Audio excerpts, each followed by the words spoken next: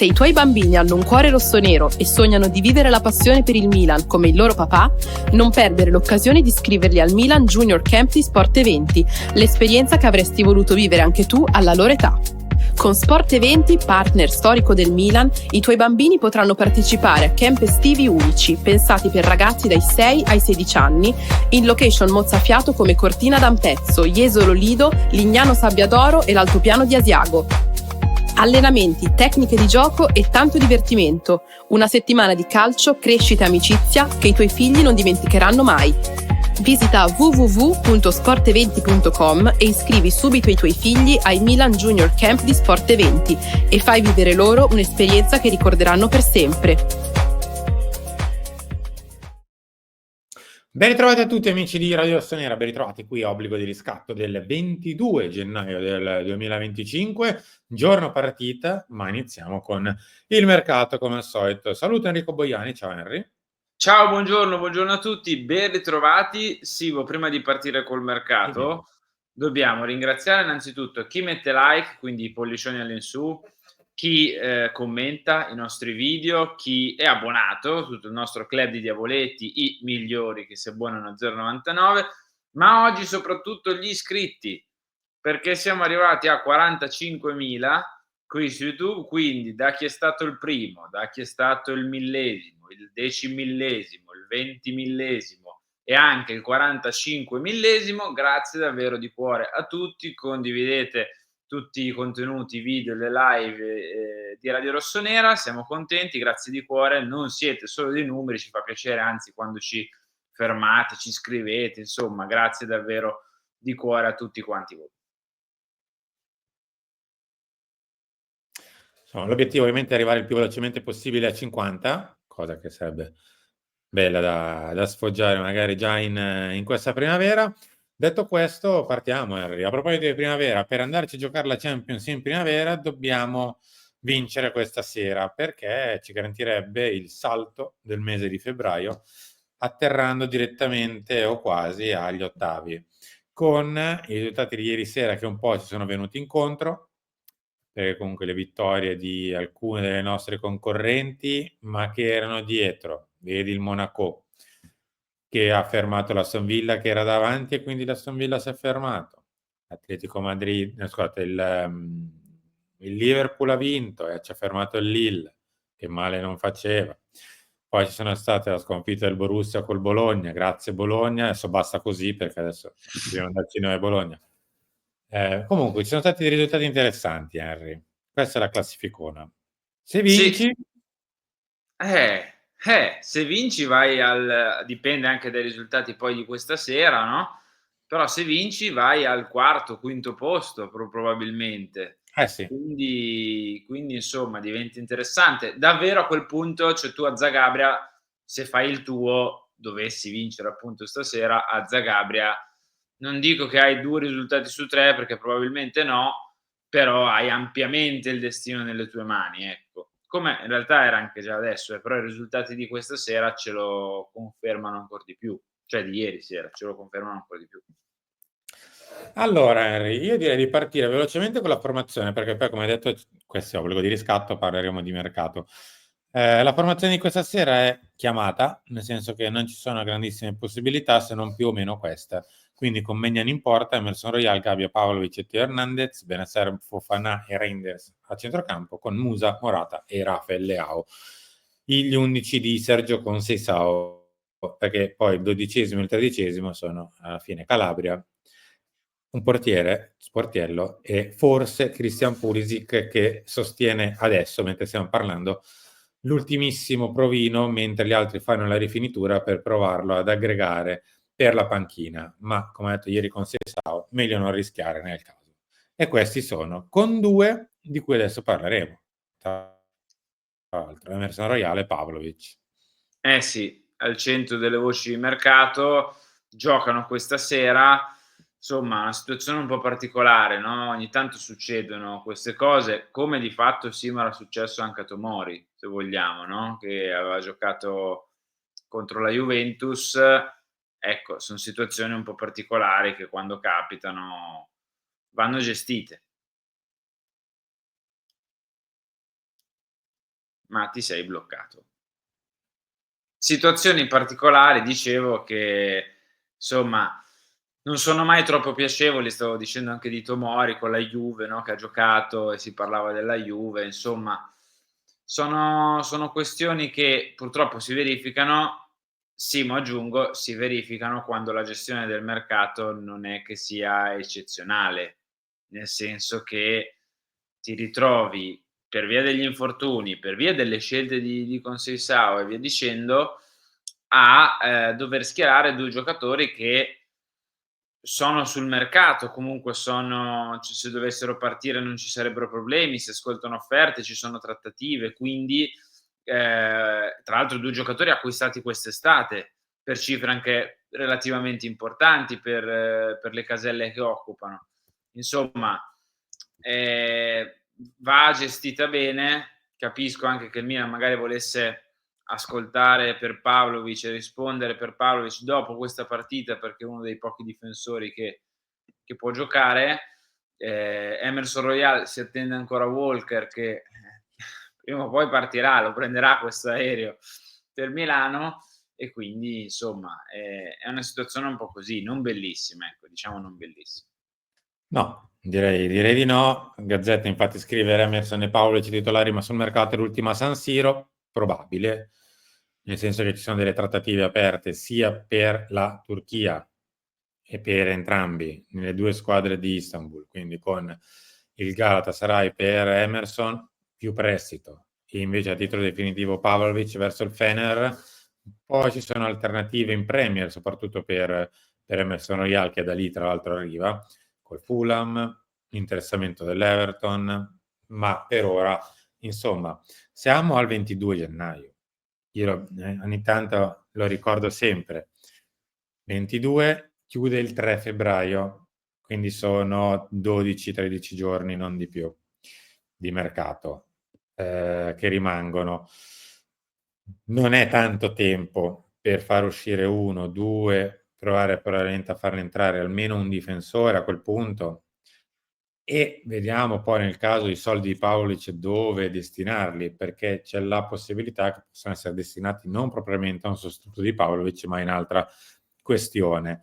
Quindi comunque il tempo stringe, proprio detta papale, e per ora oggi non penso che ci siano grandi accelerate perché è un giorno di partita e va bene, però cioè, da domani che è il 23, insomma arrivati a poco più di 10-11 giorni alla fine del mercato bisogna fare qualcosa. Se vuoi fare qualcosa è il momento di iniziare a concretizzare anche le uscite, non c'è più tempo per stare qui a fare chiacchiere inutili. Però abbiamo assistito, Henry, a tentativi di cessione plurimi per provare a portare a casa qualche soldo, perché questo è, perché Tomori era una scelta tecnica? Sì, no, ma era una scelta economica. Pavlovic è una scelta tecnica? Sì, no, ma è una scelta economica. Cioè, tu stai cercando comunque di portare a casa al mercato dalla difesa qualche soldo, perché evidentemente ti serve.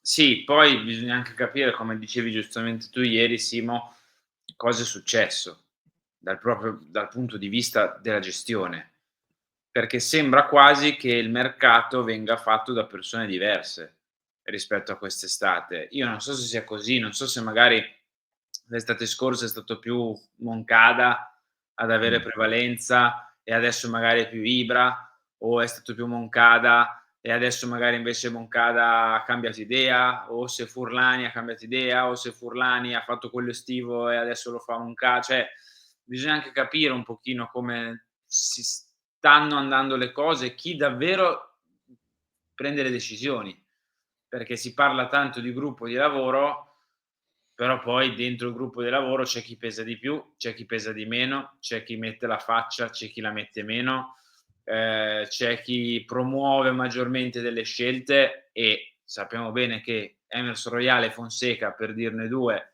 sono stati ampiamente, diciamo, sponsorizzati da Moncada, quindi insomma, sta anche cambiando qualcosa perché altrimenti dopo 6 mesi non ti sconfessi così, non ti smentisci così, repentinamente. Capisco che siano andati tremendamente questi 6 mesi, ma qualcosa secondo me è cambiato da quel punto di vista lì. Guarda, diciamo così, provando a chiudere il discorso legato a una possibile strategia, la difesa era quella che forse aveva meno bisogno, ovvero soprattutto nei 4 centrali, nel senso che comunque avevi 4 giocatori spendibili, chi più, chi meno, chi forte, chi meno, però non era, diciamo così, il reparto che per gennaio, dico, dovevi andare a toccare. Potevi anche tranquillamente arrivare a giugno con i 4 che avevi. Ed è l'unico reparto quindi toccabile da movimenti di mercato in uscita, perché a centrocampo, se fa uscire qualcuno, cioè andiamo io e te, non ce n'è più.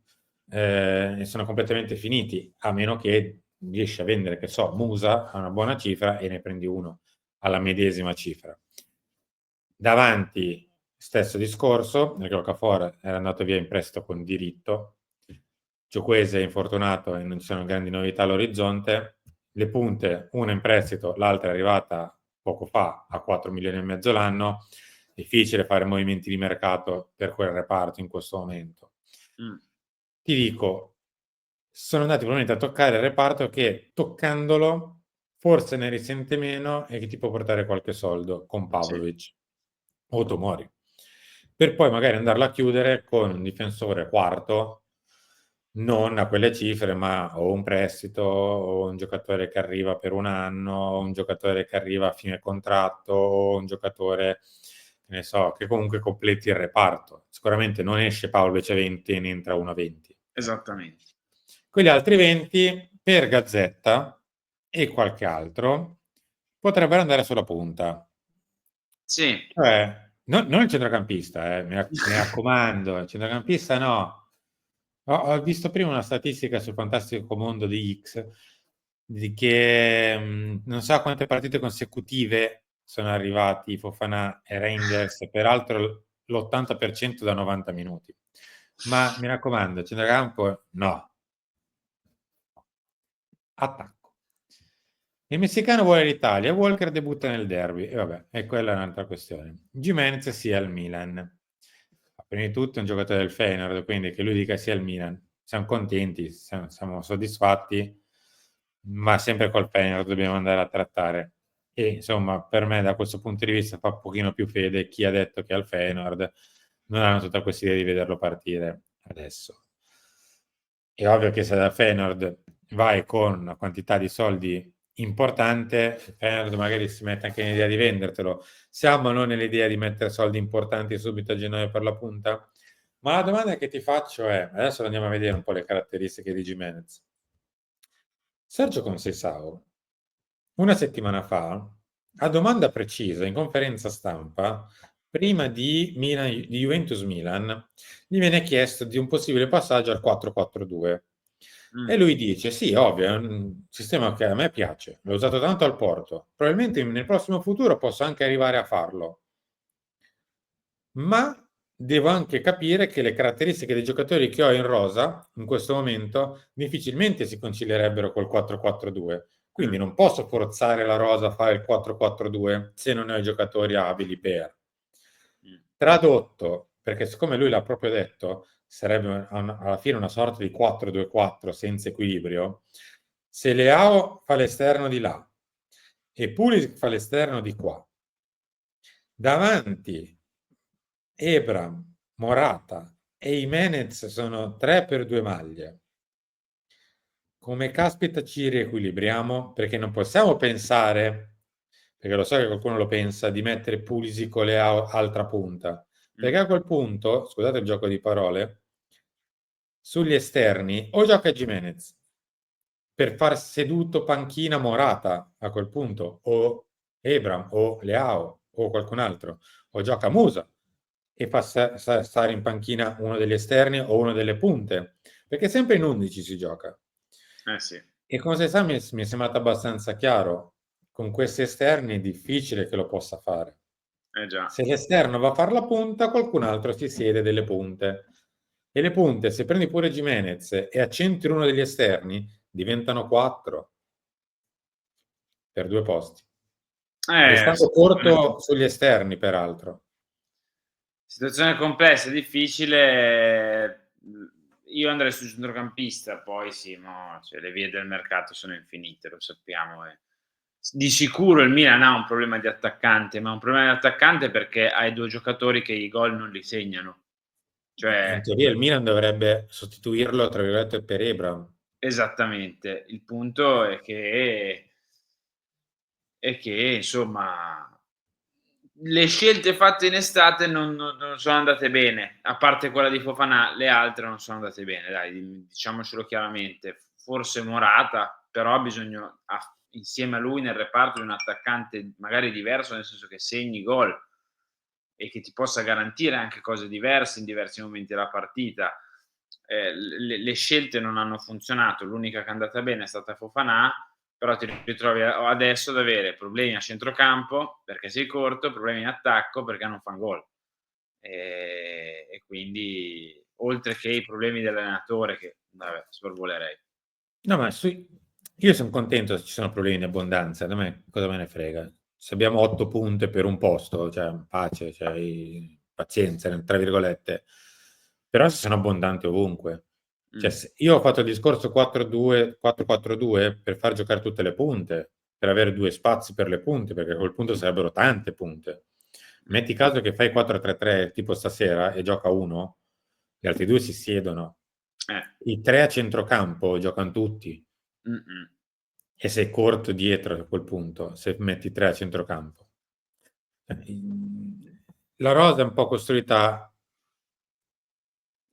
non posso dirlo come. No, il termine no, cioè ho capito il Okay. termine che hai pensato, lo avranno capito anche i nostri Questo è ascoltatori. Gimenez intanto.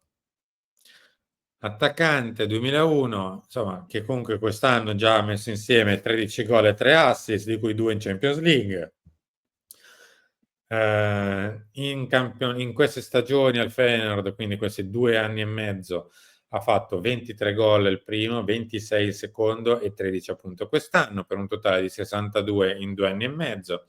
È ovvio che la maggior parte li ha fatti nere divise, che è la prima colonna a sinistra, dove ne ha fatti 15 il primo anno e 23 il secondo. È comunque un giocatore ancora giovane, come vedete, nel 2001, fa 24 ad aprile. A me non dispiace nemmeno, cioè è un buon attaccante, è un compromesso per le nostre modalità di spesa, ecco. Sì, Però ci può stare, e che andava preso st'estate la al vedo posto di difficile. Morata, al posto di Abraham, cioè è quello il punto. Mi sembra una voce, poco più. No, anche a me. Cioè, più che altro mi fido di Fabrizio Romano che dice il Feyenoord non vuole vendere Gimenez adesso. Poi se vai lì coi soldi, ovvio che tutti ascoltano. Però è il 22 di gennaio, E loro dovrebbero giocare a prendersi anche un attaccante in tutto questo. Eh. Henry, grazie, ci rivediamo a lunch, talk e poi in serata alle 23 il post partita. Piccola menzione finale per il tuo maglione che è rosso come la tuta di Lewis Hamilton, il migliore, partiamo così, che sta facendo proprio in questi momenti i primi test sulla Ferrari. Bella giornata oggi, bella giornata. A dopo.